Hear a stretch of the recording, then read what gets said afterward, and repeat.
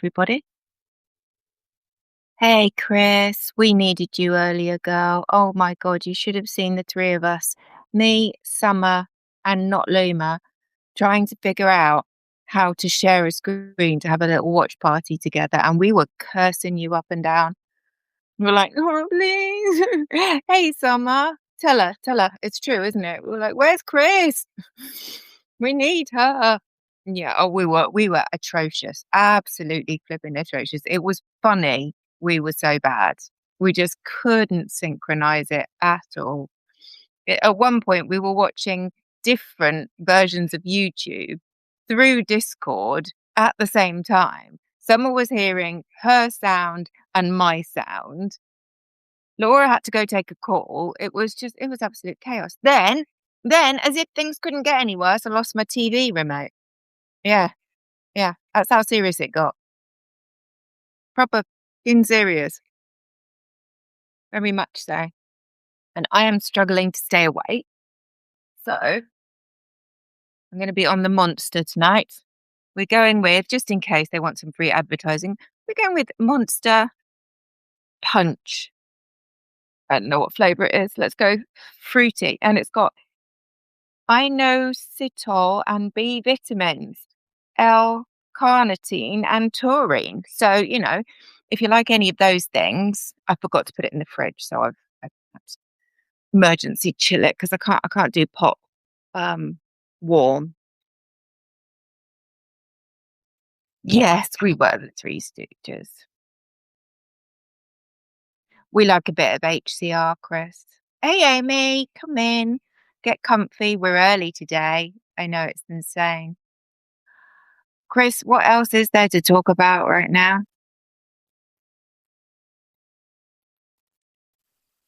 On sparkly lips tonight. Because it's liquid shimmer, and I haven't quite worked out because it didn't say anywhere whether it's liquid shimmer for anyway shimmery or it's liquid shimmer for the eyes only. So I tried using my lips. Let's see what happens. Yeah. I am so freaking tired. I can hardly stay awake. So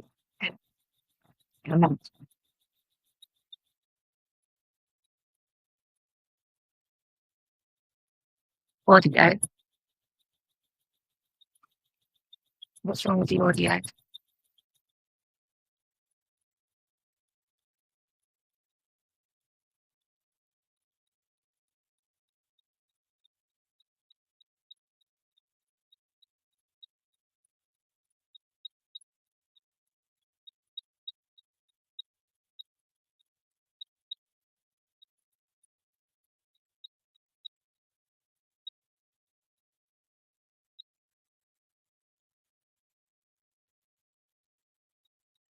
Yeah, I can hear the ticking clock.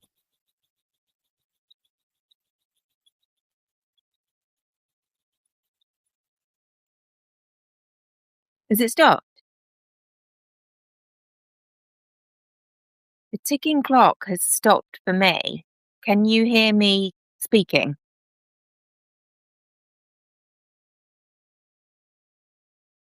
Yeah, I've got the ticking stop. You can't hear me.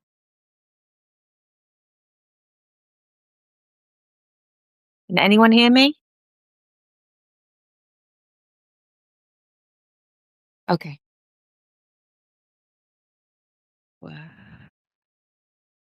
Hmm. Yeah, I can hear me in here, and it sounds good. Barely, it's low. Shoot. What on earth is going on? Is that any better? Oh, hang on. Is that any better by any chance? Did I fix it? Am I being just completely technically challenged today? Yeah. Hadn't put the mic on. I'm so special. So, well, I'm sure you've heard the exciting news. So we'll kick off with that, but then we're going to go into a deep dive. So, it is now midnight. I am Mama. And the cafe is open. The ticking's back, isn't it? What the hell is that ticking?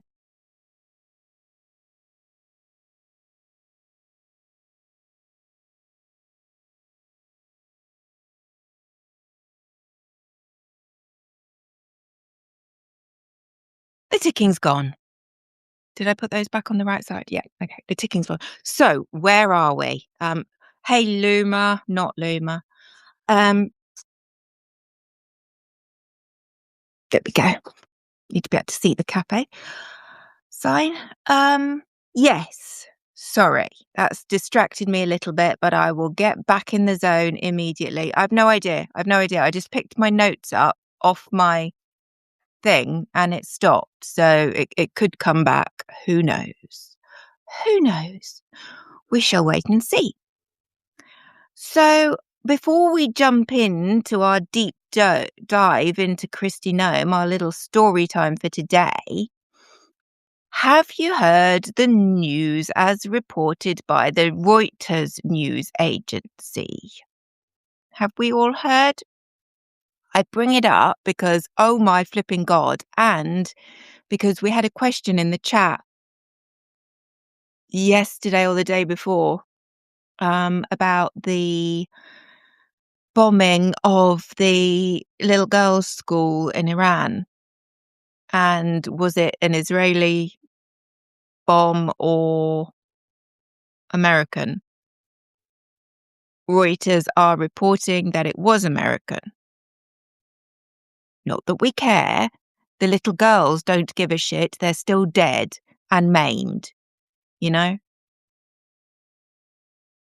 But that's not the worst of it. It was USA, according to Reuters. But it gets worse.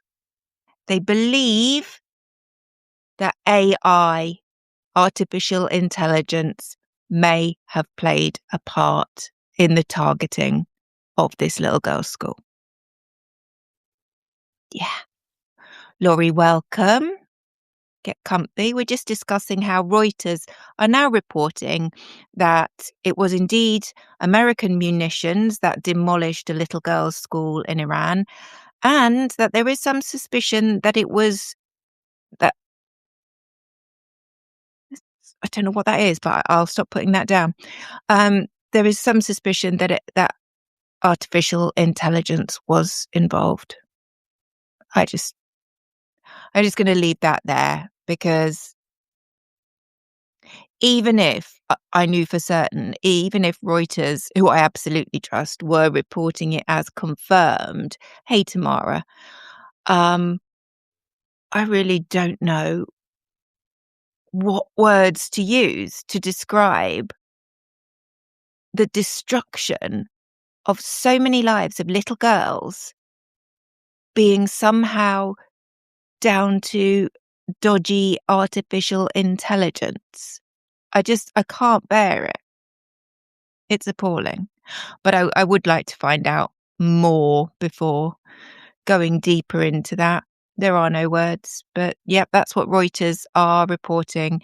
Definitely American munitions that flattened the little girls' school in Iran, possibly dodgy AI. Hey, Tangled, come in, grab a chair, get comfy. Hey, Tamara, are we all here? All want to hear what I found about Christy Nome? It's a goodie. Are you ready for a story time? Of course you are.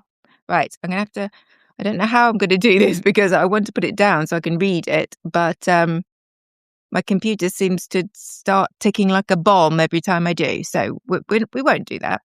We'll just hold it. So today we've entitled the episode The Crusty Gnome, Neither Use Nor Garden Ornament. Do you get it? Gnome. Yeah. Pun. So let's find out a little bit about Christy Gnome's background. Who even is this person? Do we know? Well, we probably know some, and there's probably some that we can learn because every day's a school day. So let's start at the beginning. Christy Lynn, I shit you not, Christy Lynn Gnome was born in 1971 in Watertown, South Dakota. That's 1971. That makes her, most of her, in her 50s. Obviously, the face is an awful lot younger, only about, well, I don't know when she had her last, allegedly. But yes, the rest of her is, what's that, 54? 55? That's not the most interesting part, you'll be pleased to know. She is very well educated. If you consider the measure of how well educated you are as being directly related to how many colleges you attended. I mean, some people may suggest that she couldn't stick at anything. Some people may suggest that there might be reasons for bouncing around different colleges. I don't know. I just tell you the facts. So she bounced between Mount Marty College and Northern State University in the early 90s. And she didn't actually finish her bachelor's degree at South Dakota State University until 2011. By which point she'd already been serving in Congress for 4 months. No, it's fine. It's fine. So the highest national security position in the cabinet outside the Pentagon and Party Pete went to a woman who couldn't finish a degree that she'd started years earlier until middle age while holding elected office. Now, I am all for learning every day. As I say, every day is a school day. And if you can go back to college and get a degree later in life, awesome. Awesome sauce. But most people go back and they start it and then they continue it and then they finish it. They tend to finish within a certain amount of time of having started. You get me? Yeah. Not Christy. No. So what did she do for work with this fantastic education behind her? She was a farmer, a rancher, and then she moved into politics as a South Dakota state legislator, 4 terms as South Dakota's sole and only, because that's what sole means, House representative. So she represented the entire state of South Dakota with its 900,000 person population. And for anyone in the UK, that's probably a similar size to Birmingham, maybe a bit smaller, roughly the size of a mid-sized British city.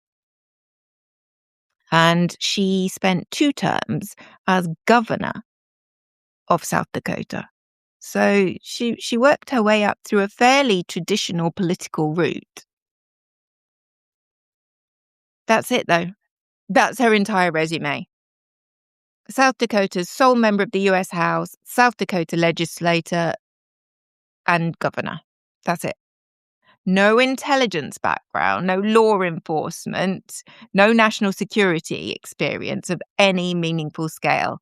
She was handed a department of 250,000 employees. I mean, obviously not now after Doge. And a mission scope covering immigration enforcement, cybersecurity, disaster relief, the Coast Guard, TSA, and counter-terrorism. Just let that sink in. So we've done her resume, what little there is there. She was given responsibility over immigration enforcement, cybersecurity, disaster relief, the Coast Guard, the TSA, and counter-terrorism.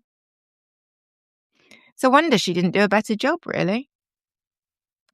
It's like, in the UK, that would be like hiring somebody to run GCHQ, which is our intelligence service, and MI15, which is our domestic spy network, combined, because they were once mayor of Sunderland.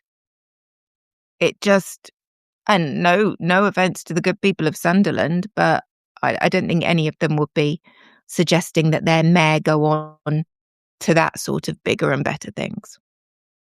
That's roughly the energy here anyway. So, what's the most interesting part of Christy Gnome? Well, I would go so far as to say, read her book and you will find out. But we all know some of the stories in the book, particularly the horrible story about little Cricket. So before she decided to make the move into the administration, she wrote her masterpiece, which is entitled No Going Back. That was published in 2024, and it was a political memoir. And it was basically, it was officially a political memoir. I know I haven't read it. I'm not stupid, Laura. I've got my notes. That's all I need. We know the main stories. I can't imagine there's much of interest in the rest of it. Yes, Senator Kennedy did a great job. If you can bear to listen to him, the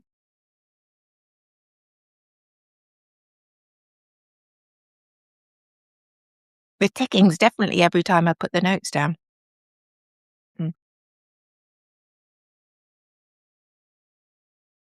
Need to get a bit of energy going. So it was officially a political memoir, but we all know it was basically a 300-page audition for being Trump's vice president. Unfortunately, it backfired and it destroyed her prospects so thoroughly that even Trump, the man who reportedly responded to hearing about it by repeatedly asking, why would she do that, immediately took her off his list of potentials. Chris, I gotta get this to Mama and soon. What? I want one of those, damn it. Do you have like swing balls or bobblehead?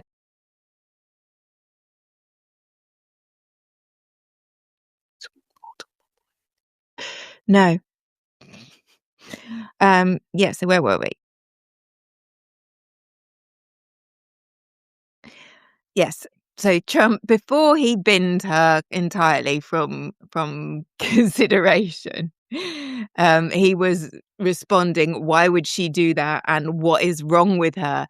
If Donald Trump, convicted felon, bloke all over the Epstein files, is asking, what's wrong with you? It's time to get therapy, at the very least. It's just my advice. Just a suggestion. You don't have to do it. So we got to talk about cricket. And I don't mean the fun English summertime sport. I mean the little puppy. And I'm going to have to whiz through this because cricket was a similar age to Luna. And we know how distressing losing Luna was for me. But who was Cricket? Cricket was a 14-month-old German wire-haired pointer. He was purchased as a hunting dog. Unfortunately, he got loose. He attacked neighbours' chickens and he nipped at Krusty as she tried to retrieve her. Sorry, Cricket's a girl. I'm such an idiot. Mute? Okay. Yeah, mute. I'll tell you when to unmute. I'll do this when I've finished with Cricket.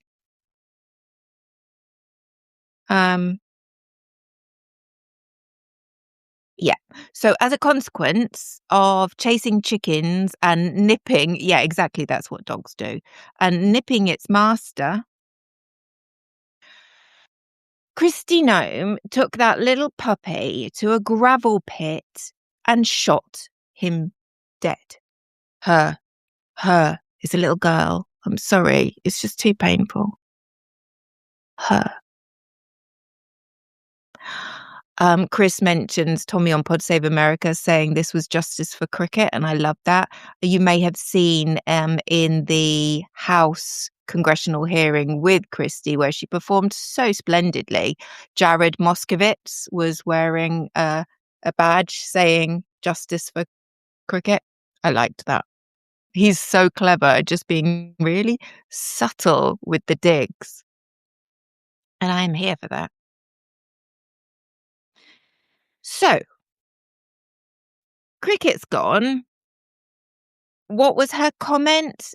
I regret doing it. It was a necessary evil. I wish I hadn't had to do it. I miss that poor puppy every day. No, no, I'm sorry. She said in her book, a direct quote from her, so I don't have to worry about, lawsuits. I hated that dog. Christy, you're very lucky the rest of us don't go round shooting the things we hate. Just going to leave that there. I'm just going to leave that there because violence is bad. We don't condone violence towards anybody, however evil and demented and disgusting and cruel they might be. So what was she trying to say by retelling this story? Because if you and I had done that, we'd be like, I hope nobody ever finds out what I did. I am so ashamed. No, no, no, not Christy. Her intended message, we believe, was I'm a tough, no-nonsense leader who can make the hard decisions. But unfortunately, the message wasn't received that way. And we heard, I executed a puppy because it annoyed me. And why did we hear that? Because that's what happened. I believe she does go into why she hates the dog, Laura, and she said it was badly behaved. Hmm. Hmm. I wonder if it was born badly behaved or maybe. Yeah. Oh, God. How can you frame that as a leadership lesson? I mean, that is insane. She said, this is her words again, the moral is that leaders deal with problems immediately. That makes me a doer, she claimed, not a talker. Sorry, not an avoider. Well, I bet Cricket's wishing you'd avoided shooting her dead. I know we are. And we're kind of wishing you'd avoided the White House, but hey ho. In response, every dog trainer, dog owner, hunter, and sentient human being in America and the wider world immediately pointed out that a 14-month-old dog was basically an adolescent. And it's not a moral failure by the animal that requires capital punishment. You may well have seen Senator Tom Tillis in the Senate earlier this week when he put it directly to her, saying, you are a farmer, you should know better. You should know that if you're going out to a hunting lodge and you're putting pheasants out and you're putting dogs out, you don't take a puppy. A 14-month-old dog is basically a teenager in dog years. You decided to kill that dog because you had not invested the appropriate time in training. He then compared her decision-making in the Cricket situation directly to her catastrophic decisions at the DHS. I don't know how you could argue that Senator Tillis is wrong. But it wasn't just Cricket, was it? I can hear you shouting under your breaths. How could she do such a terrible thing?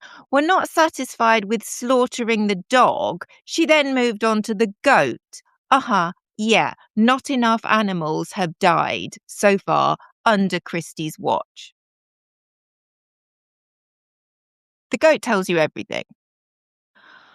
After she'd made the death march to the gravel pit and killed Cricket, she was apparently still in such an uncontrollable rage at a puppy puppying.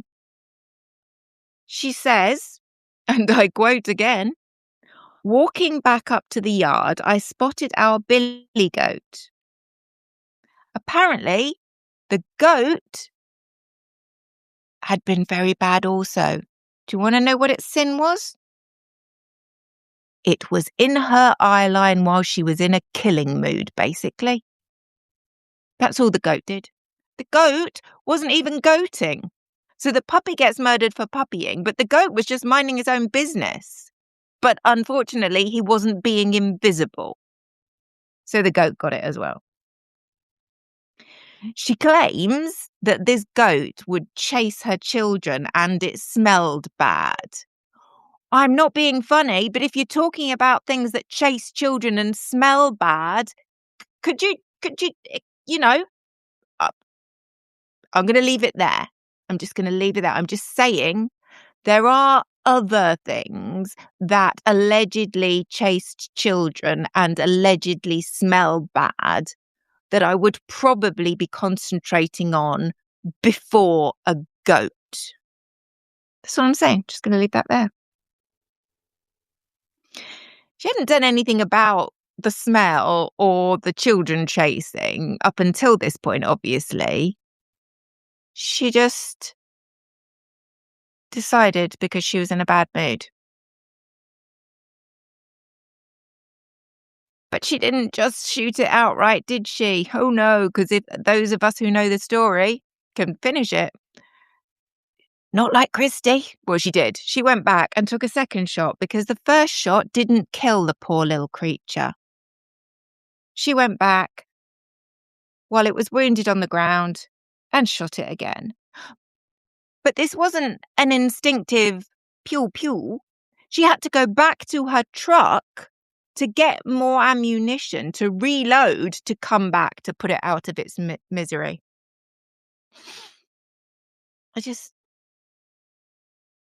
I'm sorry, I have no words. You could almost argue that there was some rationale behind what she did to Cricket. No justification, absolutely none whatsoever, do not get me wrong. But what had the poor goat done?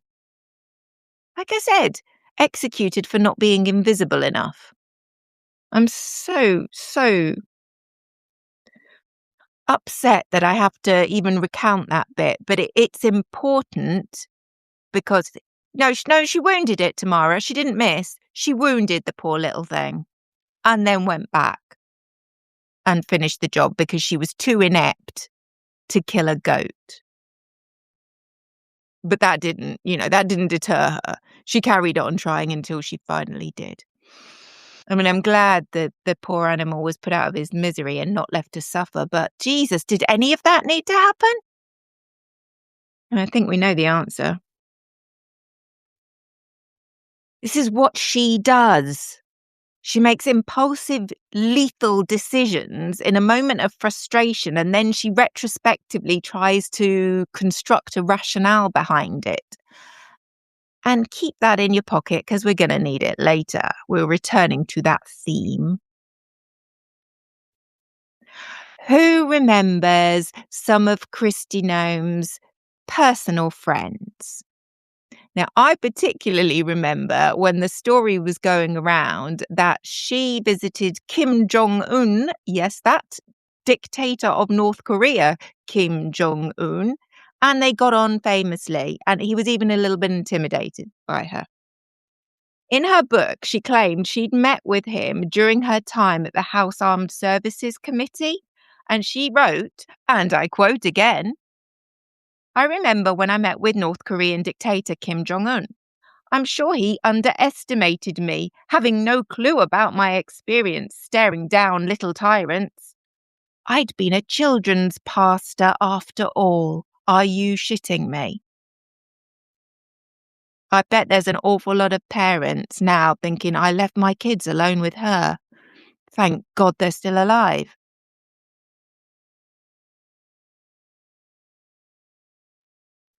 However, this may not have been true. As far as anyone on Earth could determine, Christy Gnome has never met Kim Jong-un. And it's not like this is a passing mention of his name in her book. This is a whole section dedicated to detailing her encounter with him. But strangely, her publisher pulled it from all future editions after people started commenting that there was no documented evidence of her ever having met Kim Jong-un. And yes, she was in fact, Summer, a bigly liar. It's hard to believe, isn't it? It's hard to believe that Kristi Noem would say stuff that just isn't true. You know, like they're a domestic terrorist, that kind of stuff.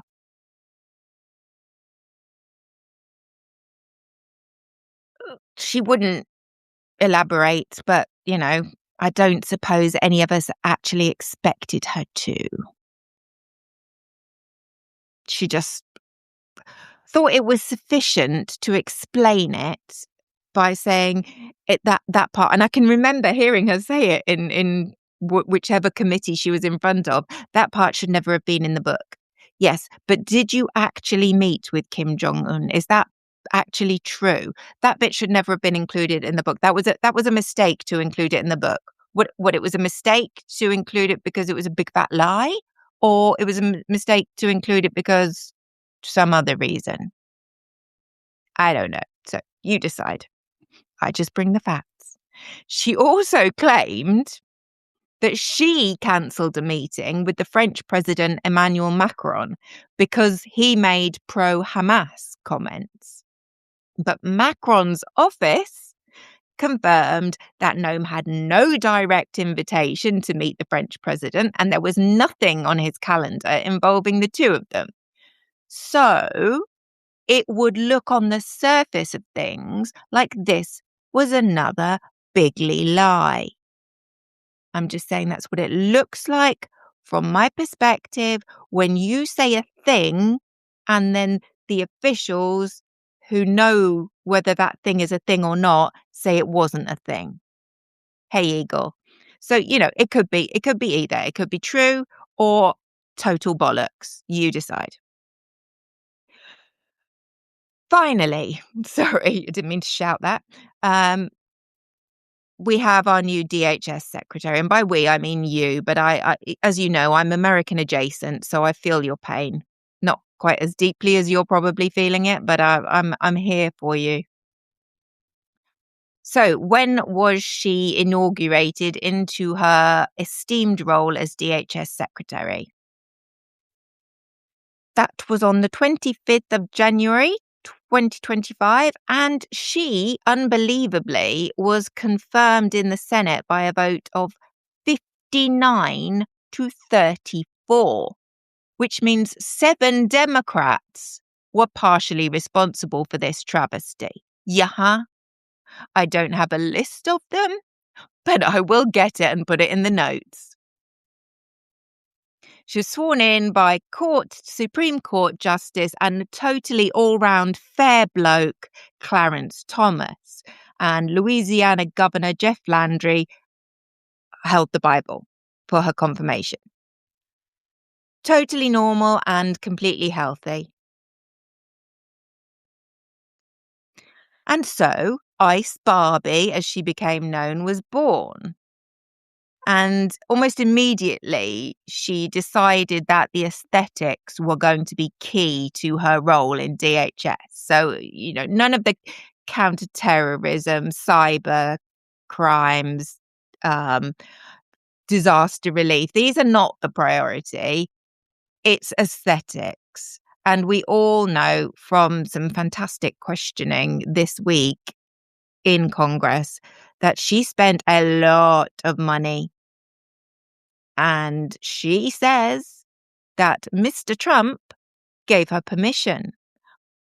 But it's suggested on the, what are they called? The jungle drums, that this was the final straw that broke the DHS rolls back. And that's it. She was out because she didn't accept responsibility. Mad.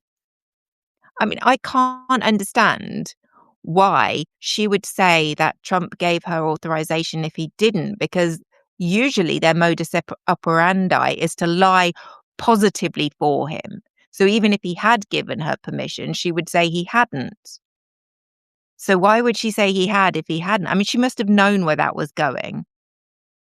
Yep, she upstaged the God King, Tamara. Exactly.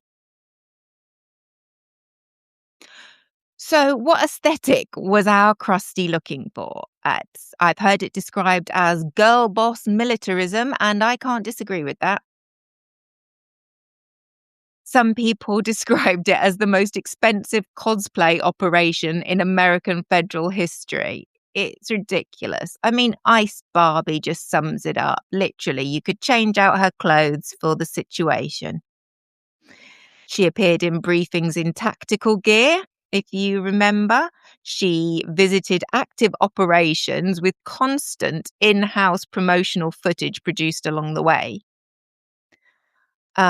She, unlike most agency heads, made herself and her image, the steely-eyed, polished, synonymous with deportation and the department in general.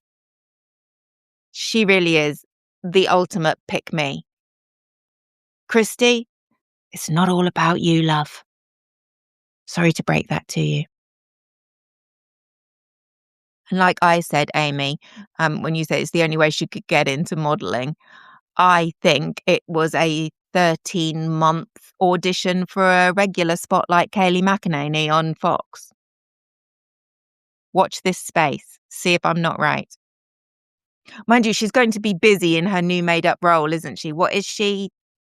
FIFA Peace Ambassador or something? I forget. So what else did she get up to before the really bad shit? And yes, this ain't the really bad shit. This is just the, oh my God, you really can't do your job shit. So she piloted Coast Guard vessels on camera because, why wouldn't you? I mean, don't let the fact that you're not the Coast Guard or trained get in the way of a good PR opportunity. She was filmed in combat helmet. She flew in military aircraft. We all remember those horrifically exploitative scenes of her standing in front of CCOT in El Salvador with all those men's faces behind her. Just horrific. Where's her humanity? I don't care who these people are. I don't care what they've done. They could be the worst of the worst. And I don't know. I don't know whether the inhabitants of CCOT were all vicious, hardened criminals before the United States started sending immigrants and other associated people who looked the wrong shade and had an accent. Those big crimes. But to have all those imprisoned men lined up behind her at the bar, just that, and this is the aesthetic she was going for. This wasn't an accident. This wasn't she accidentally got snapped walking past.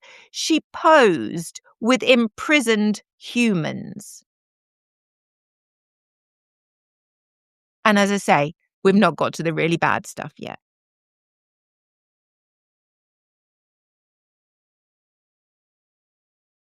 So why was she doing that? Well, it was a deterrent or threat to anyone back in the United States who may have any kind of association with a country other than the United States, and to try and encourage them to go by themselves. Because if you don't go by them yourself, this is where you'll end up.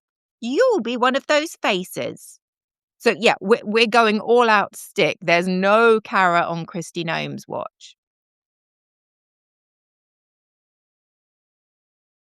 But, it wasn't all serious hard work.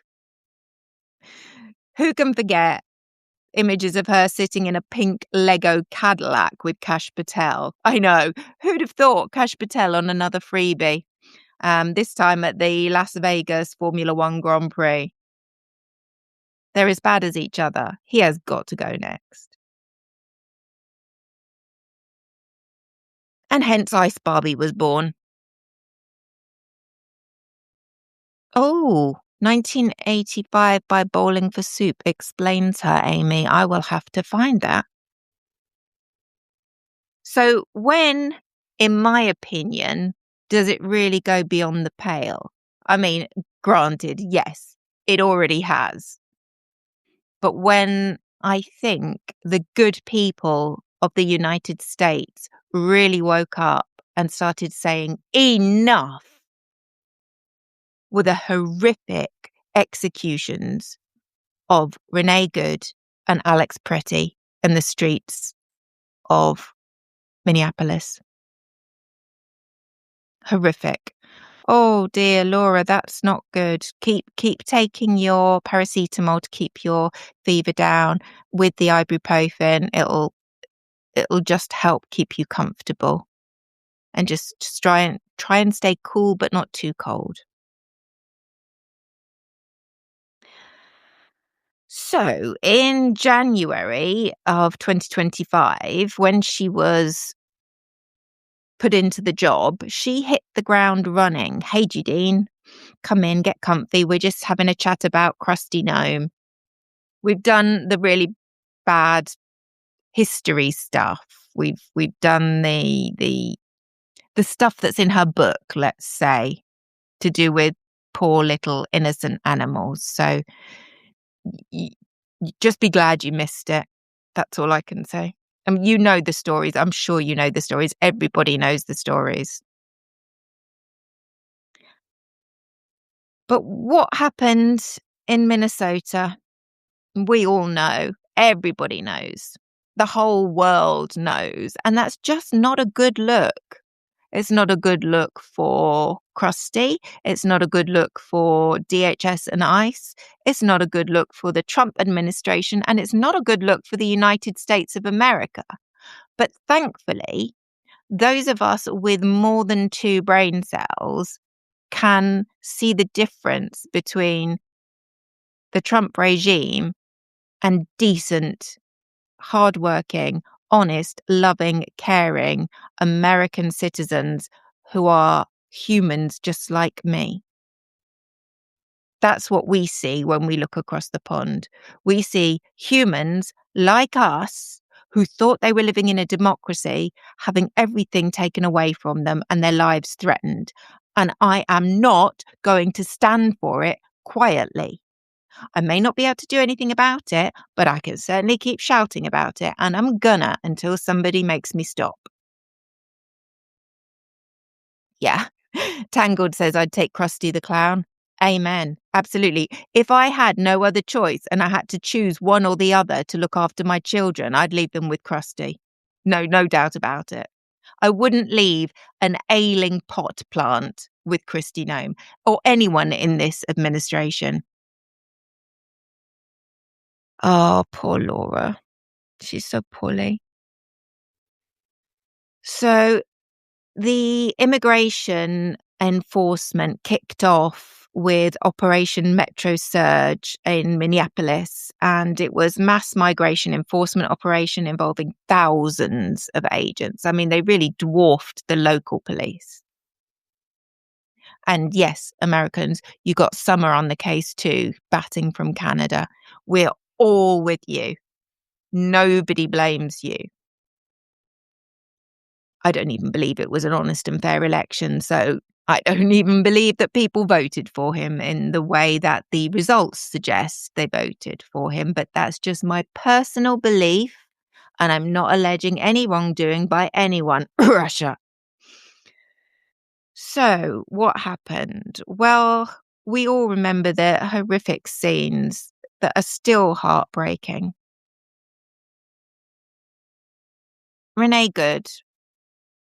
I think initially most of us saw the end of the situation and poor Renee's end before We saw the context from the other videos that just made it even worse.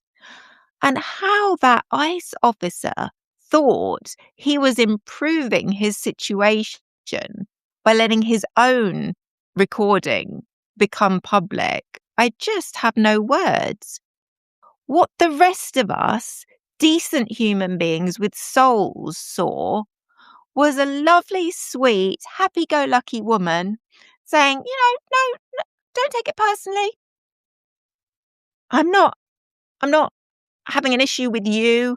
It's just, the situation and it's all fine, no worries, and smiling. And then within seconds, that woman, that mother was dead.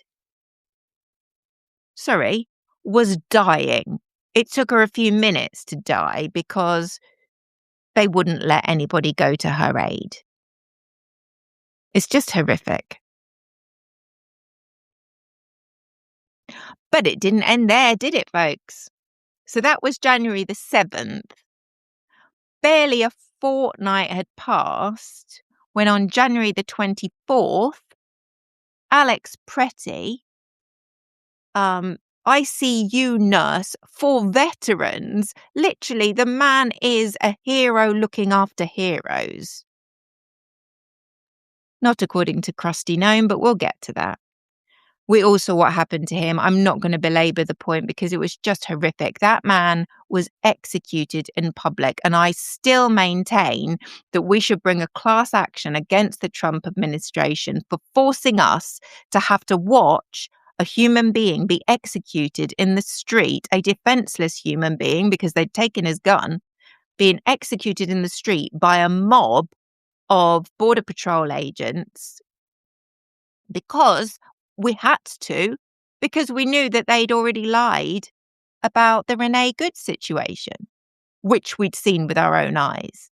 So we've got to a place where we have to watch this horrific stuff, because if we hadn't, we'd then be watching the news and hearing Krusty Gnome and that awful little Hitler, whatever his name was, Bavino, I don't know, I forget. They all merge into one nasty, horrible, sluggy mess in my brain, saying the exact same thing, that these two individuals, these two hardworking, decent American citizens, not a hint of brown on their skin, not a hint of an accent coming out of their mouth, as literally apple pie as you could get, were actually domestic terrorists.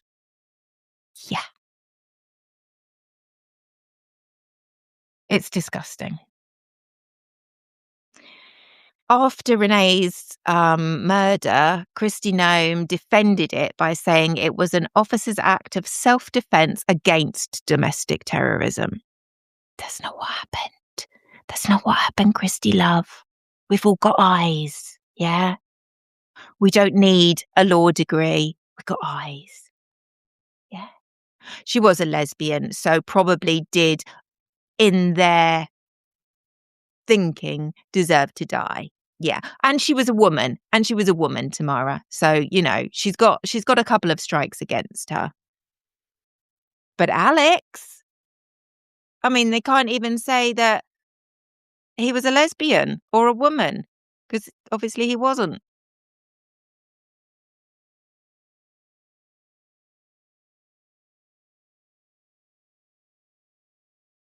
So what did she have to say in defense of the Border Patrol agents who viciously attacked Alex Pretty and took his life on camera for his parents to be able to watch and digest for the rest of their lives? Well, Miss Noem told reporters that when you perpetuate violence against a government because of ideological reasons and for reasons to resist and perpetuate violence, that is the definition of domestic terrorism. No, Krusty, that is an absolute word salad. That's not even good English, let alone the definition of domestic terrorism. Even my 12-year-old knows that for an act to be considered terrorist, it has to have an ideology behind it. And whether Alex Pretty had run down the street with his gun going, "I'm going to kill you all," that still wouldn't make it terrorism unless he said, "In the name of Allah, I'm going to kill you all," or "To keep the country white, I'm going to kill you all."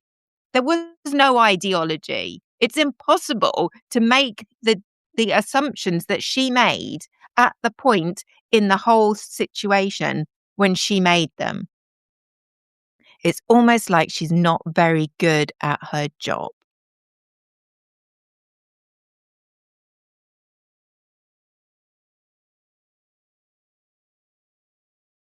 We all know what the problem was with these assessments. There was no evidence of it, and less than no evidence, there was evidence that it was untrue. And other federal officials later acknowledged that there was no evidence anywhere, even upon a deeper dive, that either Renee or Alex were engaged in any kind of domestic terrorism. If you remember, in front of Congress, the acting ICE director, Todd Lyons, he testified that he had no knowledge of Pretty or Good, Alex or Renee, as I prefer to call them, were domestic terrorists. No evidence. And that's later when he's feeding back to Congress. So how she possibly felt justified? She felt justified because that's this regime's modus operandi. Say whatever works, facts be damned, as Glenn Kirshner would say. Because as one of our favourite radio presenters, James O'Brien, says, the truth, that a lie can make its way halfway around the world before the truth has even got its trousers on. So once you release a lie into the world, there's plenty of people who will only hear that. It's like when a newspaper splatters a headline that's completely defamatory and then they put a retraction that's this big on page 12. Sport. Thank you, Tamara. At Kristi Noem's Senate hearing in March, just a week or so ago, earlier this week, the lawmakers asked her to retract the statement. How many times? Anybody know how many times they asked Krusty to take back the fact that she'd called them domestic terrorists? How many opportunities this woman was given to say, "I regret saying that. With hindsight, that was incorrect. It was a poor choice of words in a heated situation." Did she say? No, she didn't. But how many opportunities did she get? See if anybody knows.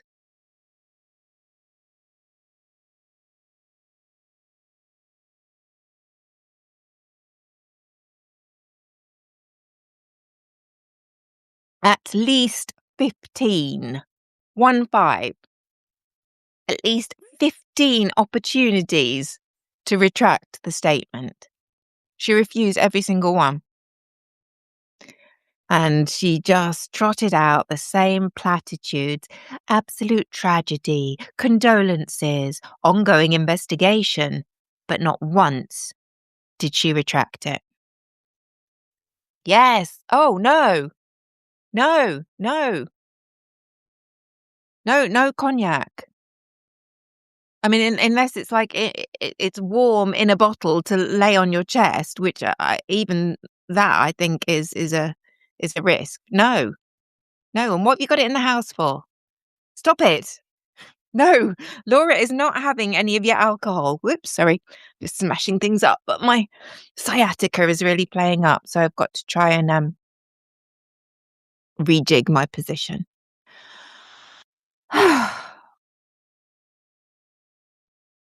Jamie Raskin gave her 7 opportunities in a row to take back these hurtful statements that by that time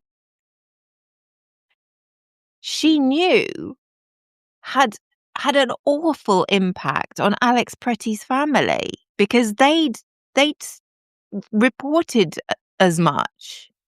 But still, Would you like to retract? Would you like to retract? Would you like to retract? Would you like to retract? Would you like to retract? Would you like to retract? Would you like to retract?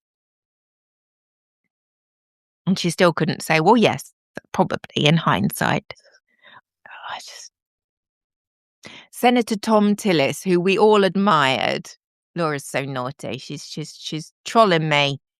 Get out my comments, not Luna, if you can't behave yourself. Naughty girl.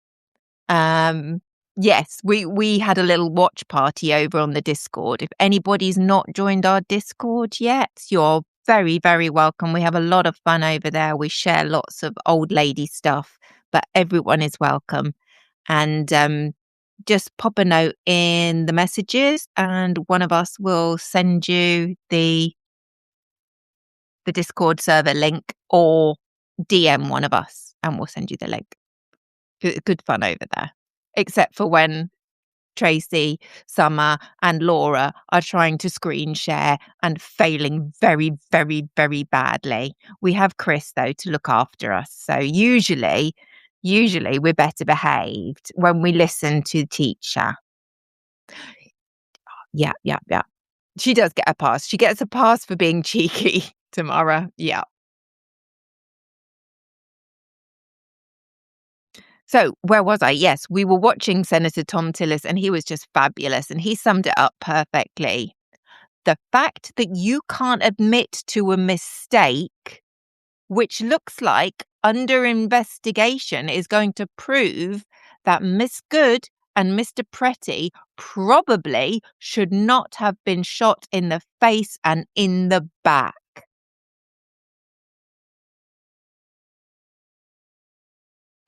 Anybody know what our favourite Minneapolis Mayor Jacob Fry said? This is just beautiful. Very simply, good riddance. And I think Jacob Fry speaks for all of us. We thank you, Mayor Fry, for your service during this particularly egregious period in American history. So what was her undoing? Well, I already hinted at it. She was questioned in Congress about the ad campaign.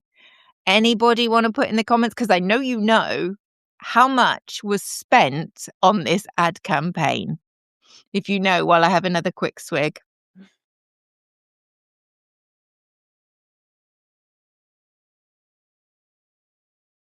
I know Chris knows because Chris has already put it in the comments. I don't know if it was today or in the middle of another conversation, but yeah. For those who don't know, Tangled wins the prize of being the biggest Smarty Pants today. So you get the newly created Smarty Pants Award, and I will make sure that there is a medal and a trophy at some point in the future. Okay, so well done, Tangled. 220 million. Yes, Tamara, thank you. Even better. You can both have the prize. You have to share it. Or I'll give it to one of you and then you can give it to the other one, although it won't count, but you can still do it. So one of her most egregious judgment calls, and we've already detailed quite a few egregious judgment calls, was the ad campaign. It was awarded in a very strange fashion, which she was rightfully questioned about in Congress. So it was supposed to be to encourage illegal immigrants to self-deport so that, her incompetent department didn't have to find them and deport them themselves and risk, getting pulled up by the courts subsequently, like Kilmar Abrego Garcia. And I think we need to keep saying these names, these American citizens and other visitors to the country that have been absolutely appallingly abused to the point of death for poor Renee and Alex. And I think Mr. Garcia is still going through it. But I have so much respect for that man, and I hope he has a wonderful and happy life with his family. But it wasn't just the amount of money or the ethos behind the campaign. It was the fact that this money, this 220 million, according to Tom Tillis, was awarded to a company that didn't exist the week before. It was a few days old.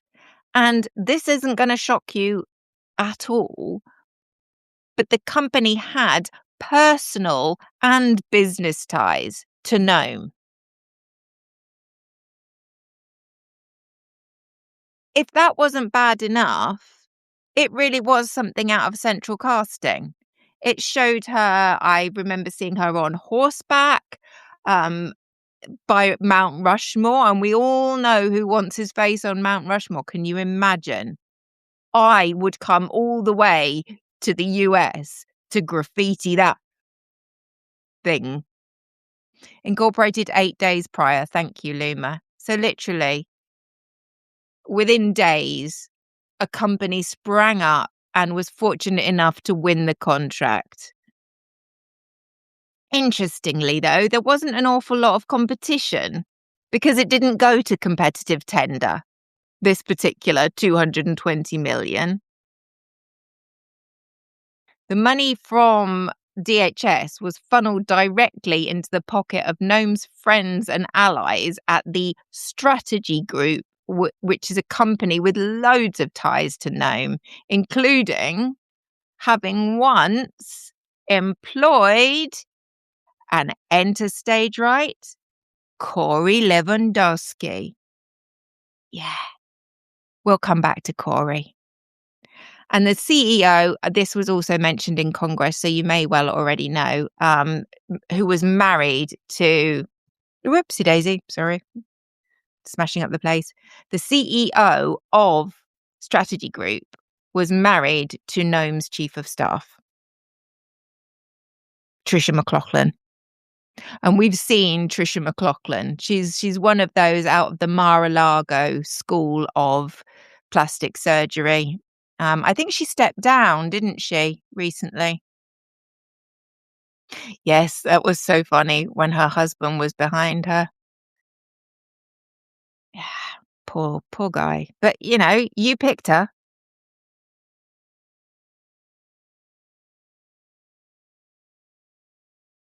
At her Senate hearing that all this was uncovered, Republican Senator John Kennedy, not a Democrat, not from the radical lunatic left. He was a Louisiana Republican. He was red as red can be. He told her to face the facts that the ads were primarily in your name. They were ads for you. It was your PR campaign. It didn't matter what the message was. It was just an audition for, in my opinion, a Fox News career later on. So the no-bid contract circumvented the normal competitive process, as I said, and was secretly awarded to the company.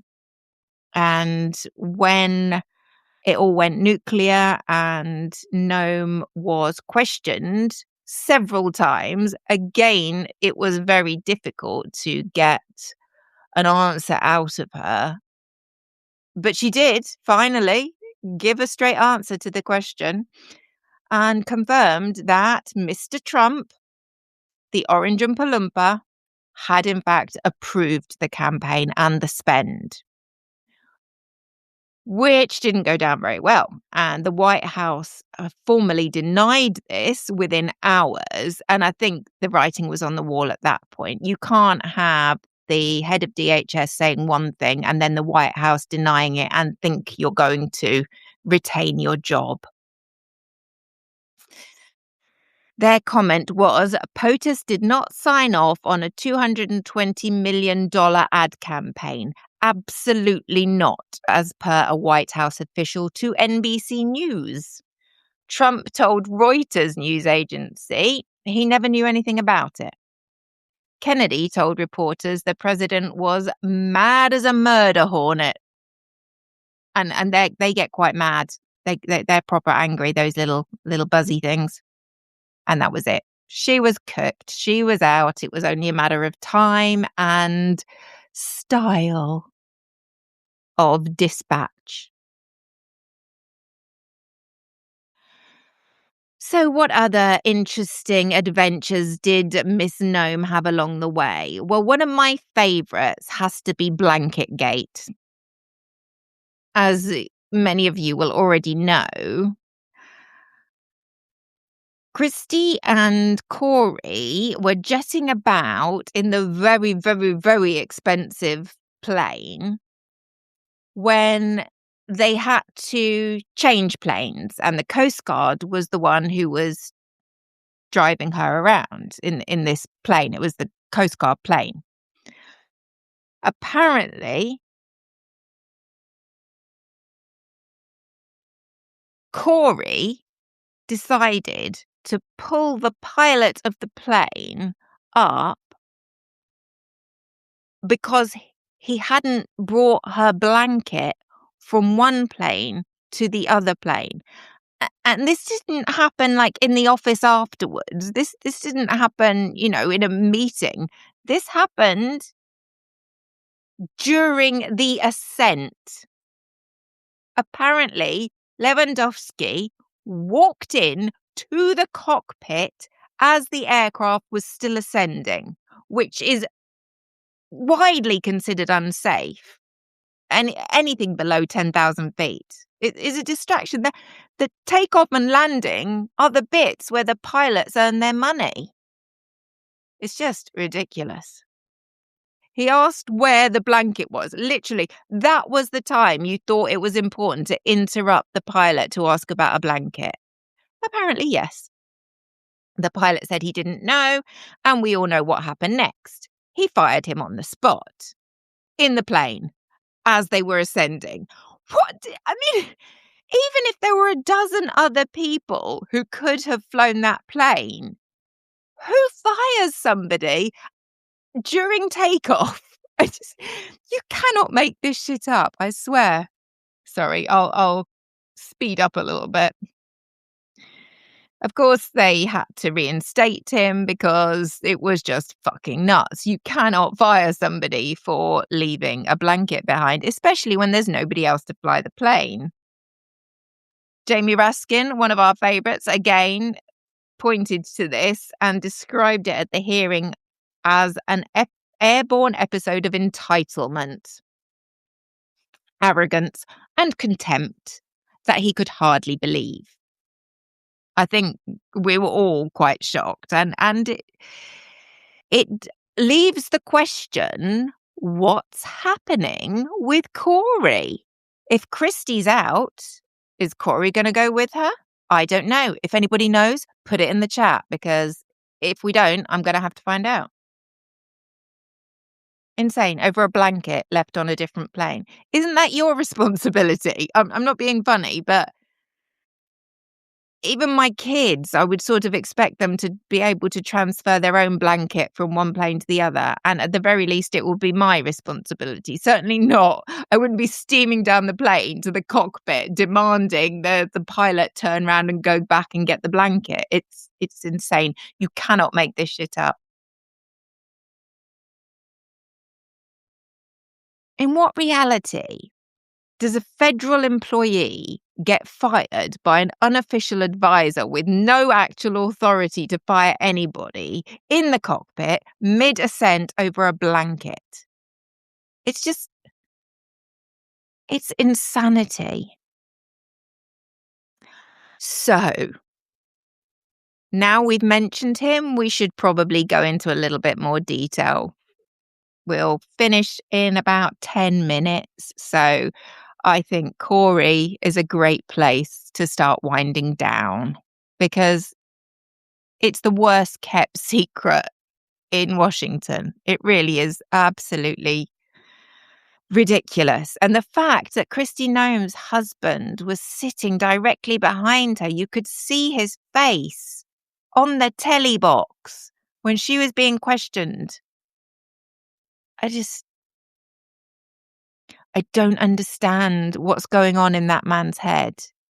You make your decisions, not everything is romance and roses, but if my other half was behaving like that, cuckolding me in front of the world, I might think twice about whether that was a relationship that was healthy for me to be in.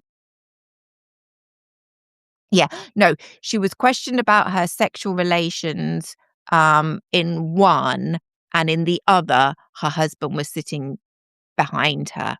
I didn't, um, I didn't see him in the one where the wonderful Sydney Kamlaga-Dove was questioning her. It's insane. So, who is Corey? Well, Corey has a bit of a checkered past as well. And if Corey has been moved on, this will not be the first time. He was originally Trump 1.0's campaign manager. And he wasn't even officially on the DHS roster. He didn't draw a DHS salary. But Trump administration officials and DHS staff told reporters that he was performing the functions of Nome's chief of staff. Not at all dodge.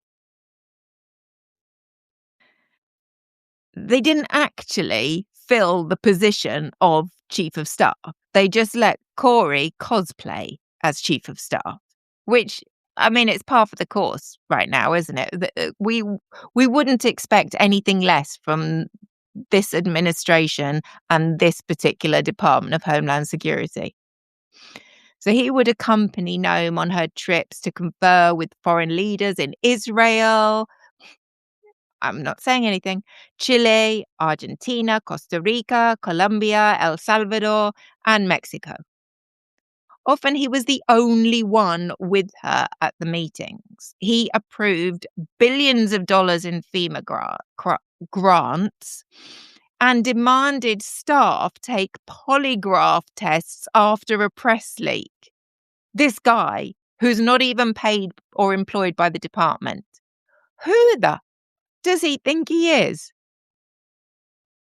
He ordered the firing of government workers and he had others placed on leave. And why did he have some staff members placed on leave? Anybody? Anybody? I'm going to tell you because we're running on a bit. He put government workers, this person who's not even employed by the department, he put them on leave for using gender pronouns. Yeah. She, her, he, him. Outrageous. You can't have federal workers clearing up confusion about what gender identity they like to use when being addressed. It's just, I literally, I couldn't have made up a less convincing story out of complete lies than this collection of facts and history. So when did the rumours of a romantic relationship start? Well, they have been doing the rounds since 2021. Yeah, 5 years. And that man is still sitting behind her in hearings in Congress. And by that man, I mean her husband. I'm not judging. I am not judging. We don't judge here. If he ever wants to come here and tell us what's going on for him, we will be here to sympathise and to give him comfort and maybe a little slap to say, what the hell are you thinking? But gently, because we don't condone violence in any way, shape or form against anyone, just to make that clear. Multiple sources apparently told New York Magazine that the two had a romantic relationship, with one FEMA official describing their entanglement as the worst kept secret in DC. They're both married to other people, not just Krusty. The Wall Street Journal reported that Trump and some of his advisors were uncomfortable with the situation. and the proximity of Noam and Lewandowski to each other. As a result, Trump blocked Lewandowski from formally serving in the role of chief of staff. So she just kept him on as acting chief of staff, as performing chief of staff. I don't know. I'm not going to suggest how he was being remunerated for his role.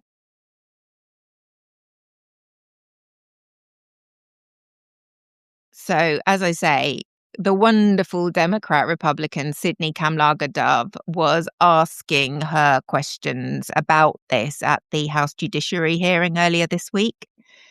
And she asked her directly on the record, have you had sexual relations with Corey Lewandowski? No, this will not surprise any of you, would not give her a straight answer. She said, I am shocked that we're going down and peddling tabloid garbage in this committee today. But she never said no. Just saying. And that was the time that her husband was sitting directly behind her. I don't remember seeing him on camera, but my sources say that he was there. What? No, that's his business. It's not my business, and we're not here to judge. What else was she up to?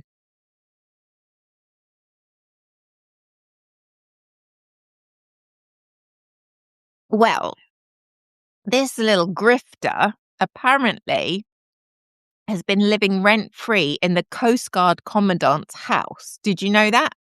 I didn't know that.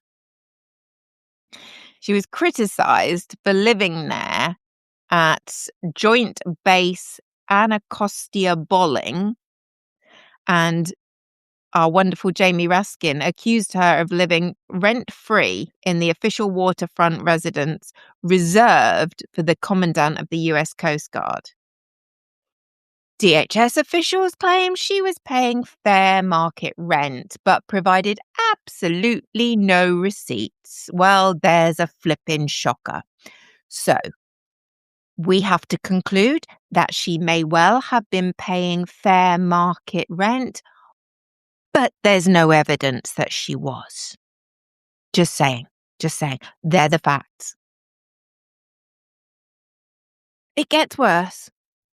I mean, not in terms of the things that had happened, but just her sheer audacity, entitlement, and ignorance. You know what she did during a news conference in Los Angeles in June of last year? Do you? Let me tell you, because it's a doozy. You probably saw it. I remember seeing it, and I was just absolutely appalled that she would condone the actions that then took place. So, senior US Senator from California, Alex Padilla, he was at the press conference and he tried to confront her with a question and was forcibly removed from the room, pushed to the ground, and handcuffed by the FBI and Secret Service agents because she didn't recognize him. She didn't realize he was a senator. So that's grounds for being manhandled, pushed to the ground, and handcuffed. I don't know. I think it was beautifully crafted the way that she finally was moved to a more suitable position, let's say. So we were watching because we were chatting over on the Discord. Don't forget the Discord. If anyone's interested, just pop it in the chat and one of the girls will get you on there where we have lots of fun and silliness because that's what we do because this stuff is serious. But if we take it seriously all the time, we're going to go insane. So we try and find a little sunlight behind the clouds, as Summer would say. And I was like, I think I joined it a bit late because I'd nipped to the loo or something. And I was like, oh my God, did she find out in the middle of her speech? And it wasn't quite that beautiful, but the decision to replace her came together very quickly, and many in the DHS were completely taken off guard. They did not know it was coming. And just before she took the stage as the keynote speaker in a law enforcement conference in Nashville, she got the call from Donnie telling her about his decision. And immediately on Truth Social went up the post announcing her replacement, where, we're very grateful for all the great stuff she's done, and now she's the perfect person to move on to this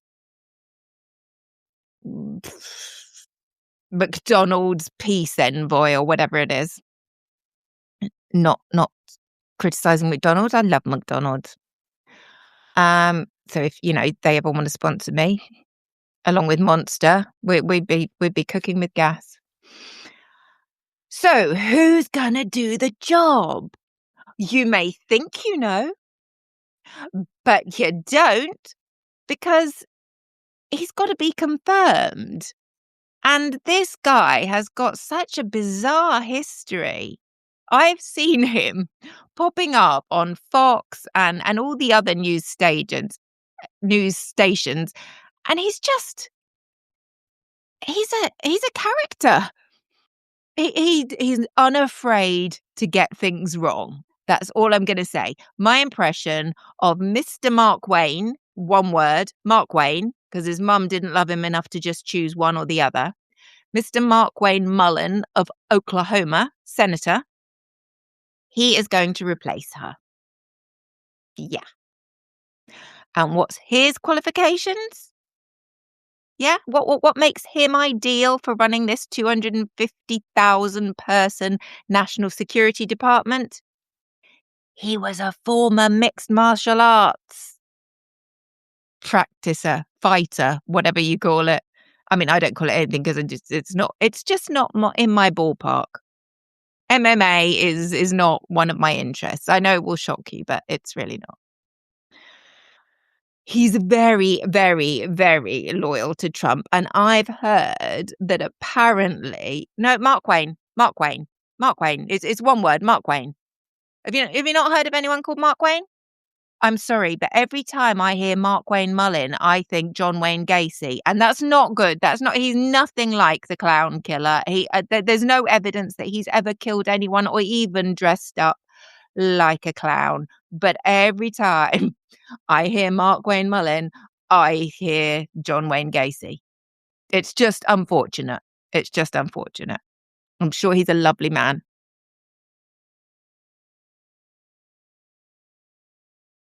Who is very unafraid of being wrong very publicly, which is great. It's great that he can laugh at himself.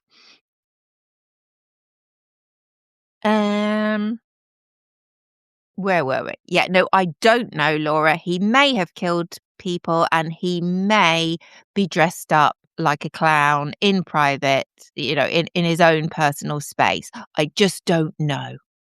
And I only bring you facts, remember? Yeah. So if anybody knows whether he is actually a murderer, or, a serial killer, or dresses up as a clown, in addition to being a plumber, which a few of you have mentioned. So, that's it. That's enough, isn't it? Does he need any other qualifications?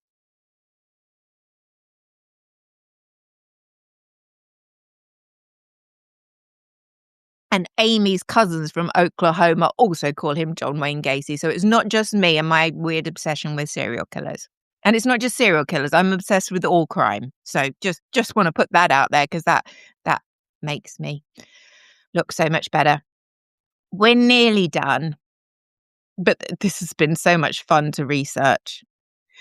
So the MMA fighter who Trump enjoys watching, I'm sorry, I've seen this guy being interviewed on all the news channels and I find it embarrassing. I get secondhand embarrassment by watching this guy, but he's so inside Trump's colon. obviously, the malignant narcissist loves it. And Summer, I would love to do a crime night, especially with your expertise. I could just tell you what I'm interested in and you can give some actual facts. So he's going to replace the woman with no national security background, as he has no national security background. So at least, we're maintaining consistency. So what is Kristi Noem's new role? I've teased, but you're really not going to be more impressed when I tell you what the role actually is called. She is, and I'm quoting, Special Envoy for the Shield of the Americas, leading our new security initiative in the Western Hemisphere. Now, Summer, our Canadian, she pointed out that's really fucking terrifying, because if she is the shield of the Americas, she's going to have her little manicured tentacles up over the northern border. But now I've heard the full title.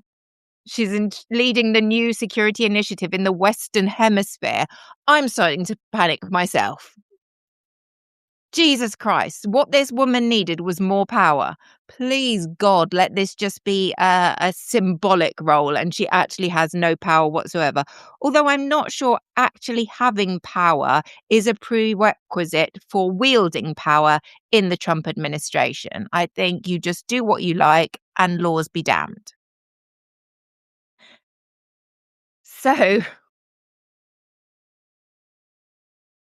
all we can do is congratulate her and wish her well in her new role, as the wonderful Representative Jared Moskowitz put it.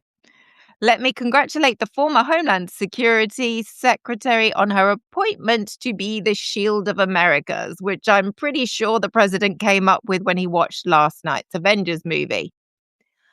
And all the time he was grilling her and taking the piss out of her, he was wearing a little badge on his lapel saying "Justice for Cricket." And I want that badge. I'm here for that badge. Apparently, we're going to hear more details about this Shield of the Americas and the security initiative in the Western Hemisphere. It's what we said, isn't it? He wants total domination of the entire hemisphere. It's not just Canada or Greenland or Cuba now. Apparently, he's after Cuba as well. It's the whole of the Western Hemisphere, and it terrifies me. And it's one of the purely selfish reasons why I am being so vocal and invested in this man's downfall, because it's not just an American problem. I do care about the American people, and I am looking on absolutely horrified at what they're experiencing.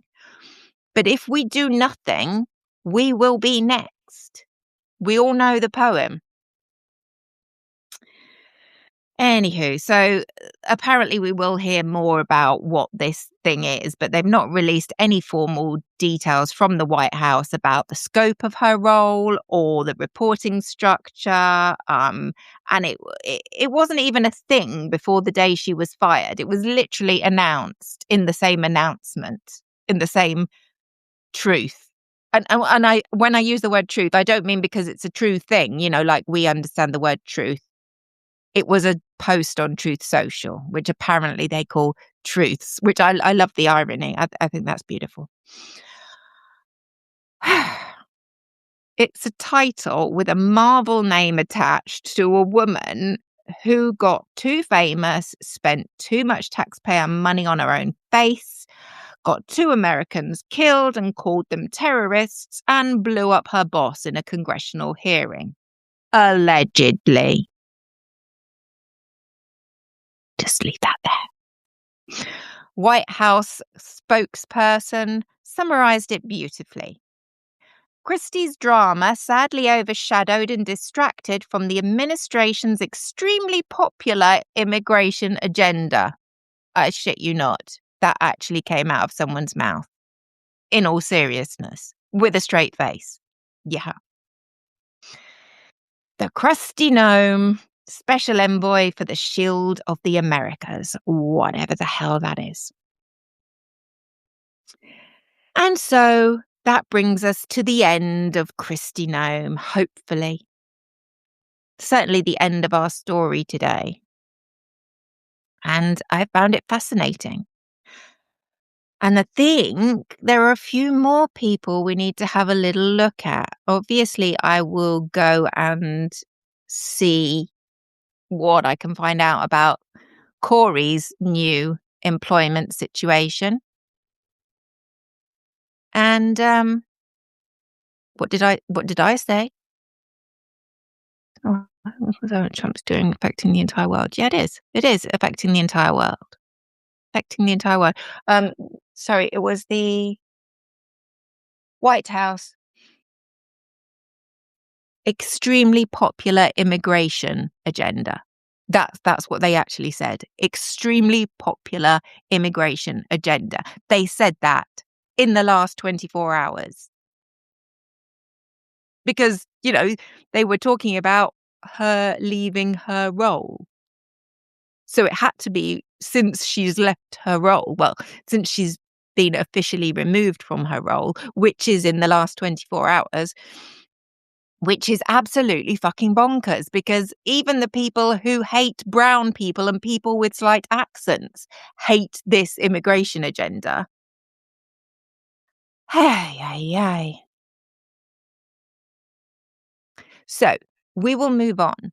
I'm particularly keen on doing a little dive into chief propagandist Caroline Levitt.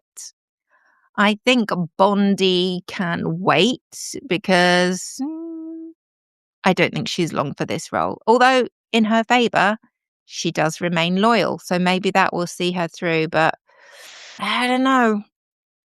With her being subpoenaed, watch this space.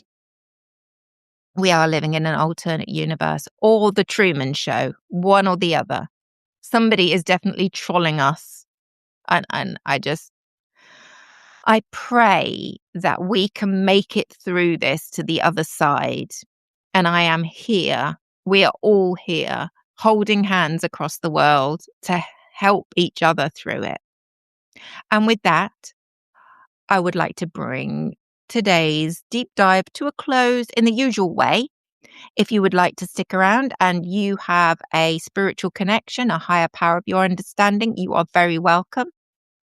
And if you could summon your attention towards whatever that is right now, we will pray. Dear God, please save us from incompetence. While it looks like a positive thing because we hope it will hasten the end of a rogue, reckless, and completely dishonest administration, we have to remember that real people get hurt when these people can't do their jobs properly. And just at the moment, we really are all in it together, facing a very uncertain future. Please give us the strength to continue being here for each other, to continue fighting for each other, and to continue being on the same side as each other, because our strength is what will destroy them. Keep us safe, watch over us, and give us strength. Amen. I love the fact that Tamara's still like, what? Yeah, I know. That's it. We're done. I will see. Well, I won't, because I still haven't sorted out my access to Glenn. I may have to message Glenn and say, Glenn, they won't let me play with you. But I may just crash because I am so tired. But it's been fun, and I'm really enjoying these deep dives. I hope you're enjoying them, and we will meet again. Maybe tomorrow, maybe Sunday. I couldn't say for certain right now. It all depends what state I wake up in the morning, but very soon. and we will do our next deep dive, probably on Propaganda Barbie. So I will see you then. But until we reconvene, the cafe, as soon as I can click on the button, but it won't let me end it. So let's just say the cafe is closed, and at some point I will click on the flipping button and it will pop up and let me end it. But you're all free to go. Dismissed. Class dismissed. I don't know what's going on here. Oh, Lord above. End.